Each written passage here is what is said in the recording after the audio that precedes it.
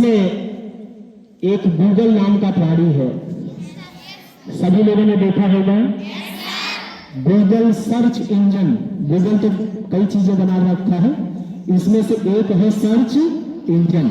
नाम है खोजने वाला इंजन, कुछ भी खोज के वो निकाल देता है ना ऐसा। हम लोग क्या करते हैं, मोबाइल फोन यूज करते हैं, तो मोबाइल फोन से क्या क्या काम कर लेते हैं। एक तो फोन से बात कर लेते हैं, इसके अलावा पढ़ाई कर लेते हैं, तो कुछ चीज सर्च कर लेते हैं। सर्च करने के अलावा क्या कर लेते हैं, व्हाट्सएप चला लेते हैं, व्हाट्सएप इंस्टॉल भी कर लेते होंगे। कैसे इंस्टॉल करते हैं व्हाट्सएप, प्ले स्टोर में जाकर के व्हाट्सएप लिख देते हैं, आ जाता है। फिर इसके बाद क्या करते हैं, इंस्टॉल पे जाते हैं, इंस्टॉल हो जाता है, तुरंत इंस्टॉल हो जाता है। क्या कहता है हमसे क्या कहता है, पहले कहता है कि टर्म्स एंड कंडीशन, आप जो नियम और शर्तें हैं उसकी परमिशन हमको दे रहे हैं कि नहीं दे रहे हैं। आप कहते हैं अलाउ, आपने क्या किया, एक्सेप्ट। पहले तो टर्म्स एंड कंडीशन आपको स्वीकार है या नहीं है, इसके नियम और शर्तें, खेल के नियम और शर्तें कुछ होती है। तो जब आपको खेल का नियम मालूम होता है, उसको स्वीकार करते हैं, तभी खेल में प्रतिभाग करते हैं। ऐसे ही व्हाट्सएप के कुछ नियम और शर्तें होते हैं। तो नियम और शर्त को कितने लोगों ने पढ़ा है, 3 पन्ने का 4 पन्ने का अंग्रेजी में लिखा है नियम और शर्तें होती है। कितने लोगों ने पढ़ा, किसी ने नहीं पढ़ा। सब लोग क्या करते हैं, तुरंत एक्सेप्ट करते हैं, और जैसे ही हम एक्सेप्ट करते हैं वैसे ही व्हाट्सएप हमसे कहता है कि हम आपका कैमरा देख सकते हैं, हम कहते हैं अलाउ। हम आपकी गैलरी देख सकते हैं, हम क्या कहते हैं, अलाउ। हम आपका कॉन्टैक्ट देख सकते हैं, अलाउ। आप सब कुछ देख सकते हैं इस मोबाइल से। हमने क्या कर दिया, ये अपनी पर्सनल मोबाइल किसको बेच दिया, व्हाट्सएप को बेच दिया। इसमें जो कुछ भी है केवल हमारा नहीं रहा, अब व्हाट्सएप का भी बराबर का हो गया। अब ऐसे में होता कैसे है, गूगल सर्च इंजन पर मैंने कभी अपनी फोटो नहीं डाली, गूगल पर मैंने अपनी कोई फोटो वीडियो नहीं डाली। लेकिन मजे की बात आपको दिखाता हूं, जब मैं गूगल से अपना नाम डाल करके पूछता हूं कि भैया मैं कौन हूं, मेरे बारे में थोड़ा सा बता दो, ये देखिए अभी तुरंत ये मेरे बारे में बताएंगे। ये सारी फोटो मेरी, सारी वीडियोज मेरी गूगल ने निकाल के मुझे दे दिया। इसके पास कहां से आई, मेरी फोटो गूगल के पास कहां से आ गई। ये जितनी भी मेरी फोटो है गूगल रखे हुए हैं, ये फोटो कहां से आ गई इनके पास, व्हाट्सएप, फेसबुक, ट्विटर, इंस्टाग्राम और यूट्यूब, जितने पर हम सब कुछ डालते हैं सबको हमने परमिशन दे रखा है कि काका आप इसको बेच सकते हैं। और काका ने क्या किया, सब गूगल को बेच दिया। देखिए सब गूगल के पास है, सब इकट्ठा है, गूगल अपने पास रखे हुए हैं। वो देख रहे हैं आप लोग, बंद हो गया। ये दिख जाएगा। तो ये सिर्फ और सिर्फ इस बात के लिए मैं बता रहा हूं कि हमें मोबाइल फोन का इस्तेमाल तो करना है, लेकिन ये जानते हुए कि इस मोबाइल फोन से हमें क्या नहीं करना है, क्या करेंगे और क्या नहीं करेंगे, ये पहले से क्लियर हो जाए कि आपको ये काम नहीं करना है, केवल ये करना है, तब तो आप मोबाइल फोन यूज करिए, अन्यथा यूज न करें। अभी ऑस्ट्रेलिया में एक बिल आया है जिसमें 18 वर्ष से कम आयु के किसी भी बच्चे या बच्ची के द्वारा सोशल मीडिया का इस्तेमाल नहीं किया जाएगा। ये बिल आ चुका है, पास होने वाला है। धीरे धीरे आने वाले समय में जिस तरह से साइबर अपराध बढ़ रहा है, ऐसा प्रतीत होता है कि भारतवर्ष में भी इस पर बैन या प्रतिबंध लगाना पड़ेगा कि 16 या 17 या 18 वर्ष से कम आयु के बच्चों को मोबाइल फोन पर सोशल मीडिया खास तौर पर का इस्तेमाल न करने दिया जाए। यानी यूट्यूब आप नहीं चला सकते, इंस्टाग्राम आप नहीं चला सकते, आप एक्स नहीं चला सकते, आप व्हाट्सएप नहीं चला सकते, आप फेसबुक नहीं चला सकते। क्यों ऐसा है? क्योंकि हम जो ये सोशल मीडिया साइट से इनके नियम और शर्तों को नहीं जानते। हमारे दादाजी थे, दादाजी पढ़े लिखे नहीं थे, तो गांव में एक बार गए, एक सज्जन थे, उनको बुलाए, बढ़िया बकायदा बैठाए, कहे दादा आपको हम पेंशन बनवा दे रहे हैं, पेंशन बनवाने के लिए क्या करना पड़ेगा हमको बताओ। तो उन्होंने कहा कुछ नहीं करना पड़ेगा, ये कागज लेके आ रहा है, उस कागज पे अंगूठा लगा दीजिए।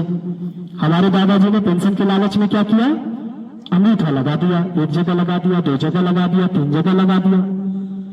कुछ दिन बाद दादाजी खत्म हो गए।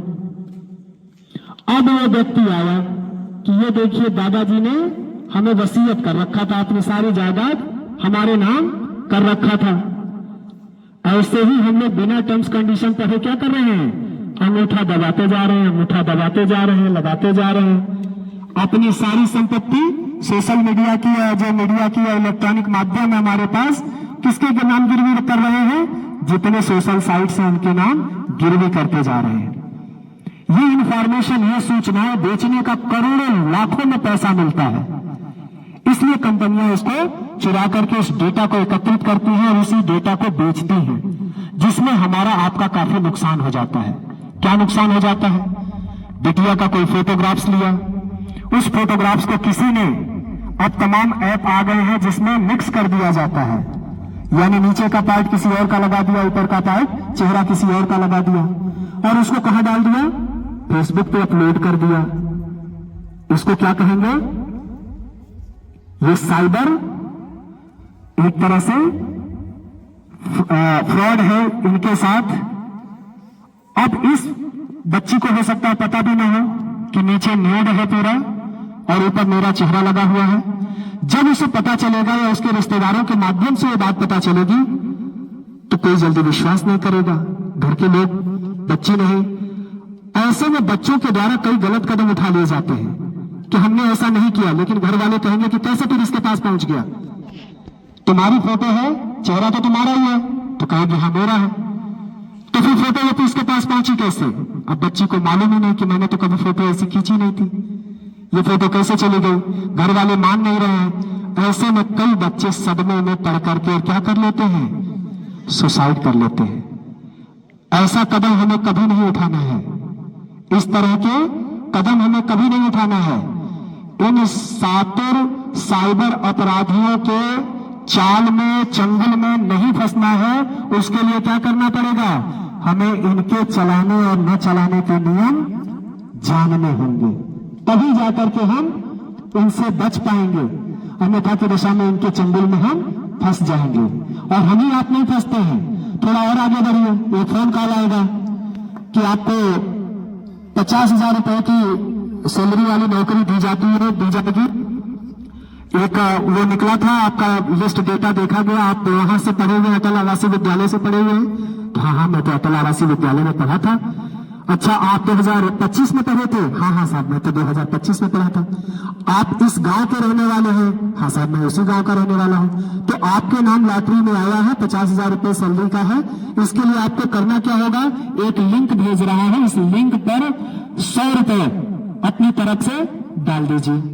तो लिंक आपने खोला और तमाम लोग अब पेटीएम, यूपीआई के माध्यम से यूज करने लगे हैं।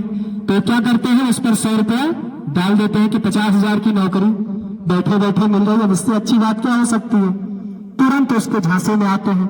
100 रुपया जैसे ही आपने डाला वो आपके खाते में पहुंच जाएगा और सारा पैसा निकाल के अपने खाते में ट्रांसफर कर ले जाएगा। ऐसे कई माँ बाप के साथ होता है, बेटी की शादी के लिए पैसा था और साइबर फ्रॉड ने लालच देकर के क्या किया, पूरा का पूरा पैसा ट्रांसफर कर लिया।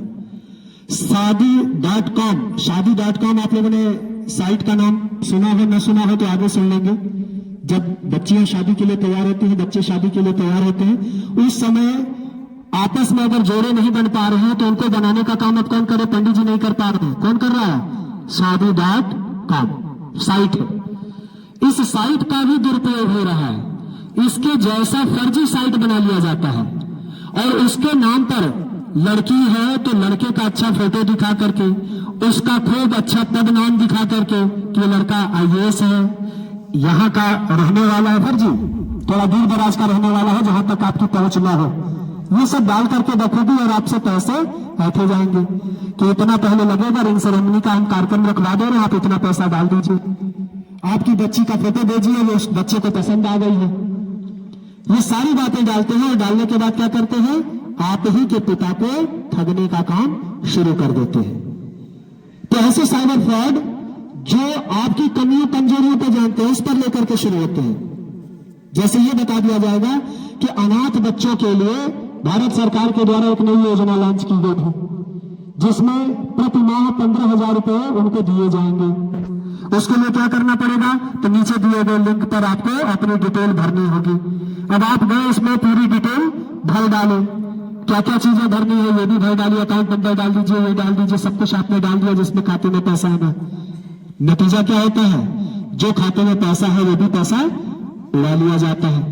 तो इस तरह की जितनी भी साइबर फ्रॉड होती है, अगर हमारे साथ होंगी तो हम तो बचने का उपाय जानते नहीं।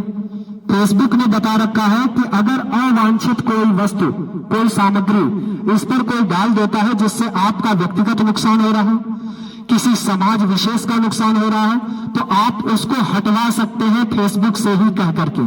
लेकिन हमने से किसी ने टर्म्स कंडीशन पढ़ी ही नहीं, तो हम कैसे कंप्लेन करेंगे, कहां कंप्लेन करेंगे, कोई शिकायत हम नहीं कर सकते। इसलिए नतीजा क्या होता है, फेसबुक पे पड़ी चीज पड़ी रह जाती है और बच्चे और बच्चियां सुसाइड कर लेते हैं, उसको हटवा भी नहीं पाते हैं। तो हम तब तक इस्तेमाल ना करें जब तक इसको हटवाने की कला न जानते हो। साइबर फ्रॉड होता है, अब साइबर फ्रॉड हो गया तो क्या करें, हो सकता है आपके साथ हो सकता है हमारे संबंधियों के साथ हो, रिश्तेदारों के साथ हो जाए।